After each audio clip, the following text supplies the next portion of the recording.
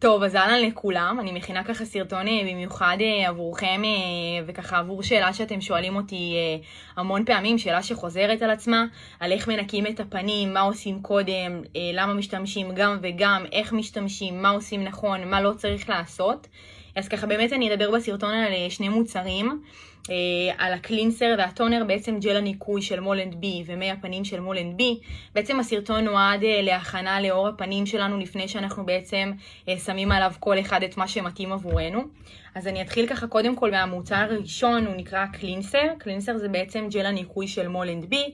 מה שאנחנו עושים קודם כל, אנחנו בעצם שוטפים את הידיים על ידיים שהן נקיות. בכל זאת אנחנו בעצם נוגעים באזור הפנים שלנו. אחרי שהידיים שלנו נקיות אנחנו לוקחים נגיעה מהסבון, לא צריך יותר מדי, ומתחילים בעצם בתנועות מעגליות וסיבוביות בצורה עדינה למרוח את ג'ל הניקוי על כל הפנים שלנו. לא צריך להגיע לאזור העיניים, אנחנו תכף נדבר על זה. מתחילים לאט לאט לנקות את כל אזורי הפנים בתנועות מעגליות. כמובן שאפשר להגיע גם לאזור הצוואר, גם הדקולטה מאוד חשוב. בנות בעיקר שאנחנו מתאפרות, אנחנו תמיד מגיעות גם לאזורים האלה, אז ככה באמת אפשר לגמרי לנקות את כל האזורים. אחרי שבעצם התחלנו וניקינו, אנחנו לוקחים מים שהם חמימים ונעימים, ובעצם מתחילים גם ביחד עם המים לנקות. הג'ל הזה הוא לא ג'ל שמקציף, אז לא צריך ככה לשים המון כדי לחפש למה אין הקצפה. אין צורך, מתחילים לשטוף את הפנים, ואז בעצם אחרי ששטפנו, מה שאנחנו עושים, מגבת או מגבת שהיא חד פעמית, כזאת שאפשר לנקות איתה פעם אחת ולזרוק, או מגבות נייר שהן חד פעמיות שמתאימות לאור הפנים שלנו. לוקחים את המגבת, מה שאנחנו עושים בתפיחות עדינות, לא צריך לשפשף, לא צריך לנקות בצורה שהיא אגרסיבית. עכשיו, למה מגבות שהן חד פעמיות ונקיות, או למה מגבת שהיא חד פעמית שככה אפשר לקחת, להשתמש ולזרוק, או לזרוק לכביסה? בעצם על המגבות שלנו מתיישבים רוב החיידקים. אוקיי? אזור הפנים שלנו כמובן זה אזור שאנחנו נמנעים מזה, אנחנו רוצים לנקות אותו ובעצם לייצר איזושהי פעולה נורא אפקטיבית. אז כדי להימנע מחיידקים, אז אנחנו בעצם זורקים את המגבת כל פעם, או שמים אותה לכביסה ומשתמשים במגבת חדשה בצורה שהיא עדינה. אנחנו בעצם מתעסקים באזור שהוא מאוד מאוד חשוב, אזור הפנים שלנו.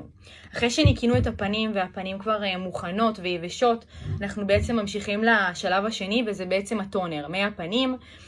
מה שאנחנו עושים פה, אנחנו לוקחים צמר גפן. אוקיי, אני מאוד אוהבת את הצמר גפן הזה, הוא מאוד נוח לשימוש, הוא לא יוצאות ממנו חתיכות, אז זה הצמר גפן שאני ממליצה עליו. מה שאנחנו עושים, אנחנו שמים במים שהם חמימים ונעימים, ואז אנחנו סוחטים בצורה כזאת, אוקיי? בעצם כדי להוציא את המים, צמר גפן עדיין נשאר חמים ונעים, אבל המים, אנחנו סוחטים אותם. לוקחים את הטונר, בעצם את מי הפנים, שמים נגיעה, גם פה לא צריך יותר מדי, ואז בעצם מה שאנחנו עושים, הטונר נועד להשלמה של הניקיון. זאת אומרת, אנחנו בעצם משלימים את הפעולה שהתחלנו איתה. מתחילים לנקות כמובן בכל אזור הפנים, אנחנו מתחילים לנקות, אוקיי, בצורה שהיא עדינה, לא צריך עוד פעם, לא צריך לשפשף, גם כנפות האף, גם פה באזור הזה, גם באזור הצוואר, אזור הדקולטה, שפתיים. כמובן, הטונר לא מייבש את אזור השפתיים, מעבר לזה הוא גם מנקה את כל שאריות היובש או האור היבש שמתיישב לנו על הפנים, בנות, איפור, אודם. זה מנקה מצוין, אז כמובן אנחנו מנקים את כל אזור הפנים. מיד אחרי זה מה שאנחנו עושים, בעיקר בנות, אנחנו מתאפרות המון, ויש לנו על העיניים מסקרה או אייליינר. אז מה שאנחנו עושים, אנחנו לוקחים 2 חתיכות צמר גפן, אוקיי? כל צמר גפן לכל עין. אנחנו לעולם לא נשתמש באותו צמר גפן לשתי העיניים, מהסיבה פשוטה שמספיק שיש לי דלקת בעין אחת, אני לא רוצה להעביר אותה לעין השנייה. אז מאוד חשוב, כל צמר גפן לעין נפרדת. לוקחים גם פה, שמים אותו הדבר, מים חמימים ונעימים, סוחטים, לוקחים את הטונר, שמים נגיעה, ואז מה שאנחנו עושים זאת פעולה מאוד פשוטה, אנחנו לוקחים טיפה ומותחים את אזור העין בצורה עדינה, ואז אנחנו לוקחים ובתנועה מאוד מאוד עדינה ומעגלית, מתחילים לנקות את כל העין, ואז כמובן בנות מכירות את זה, כל השחור מתיישב ככה מתחת לעין, אנחנו לא מנקים עם אותו אזור שכבר ניקינו, אנחנו מקפלים אותו, ואז האזור החדש, מה שאנחנו עושים, כשאנחנו מותחות טיפה את העין, אנחנו מנקות בצורה עדינה כלפי חוץ, כמובן לא כלפי פנים, כלפי חוץ, מנקות את כל מה שנשאר, את כל השאריות. ואותו דבר גם בעין השנייה. זה מה שאנחנו עושים אחרי שניקינו את הפנים, גם עם הקלינסר וגם עם הטונר. הפנים שלנו נקיות ומוכנות כל אחד בהתאם למה שמתאים עבור הפנים שלו, בהתאם לערכה שבה הוא משתמש. אז אני מקווה שעזרתי לכם ועניתי לכם ככה טיפה על השאלות ששאלתם.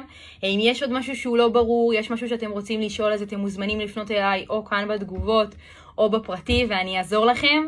אז תודה רבה לכולם.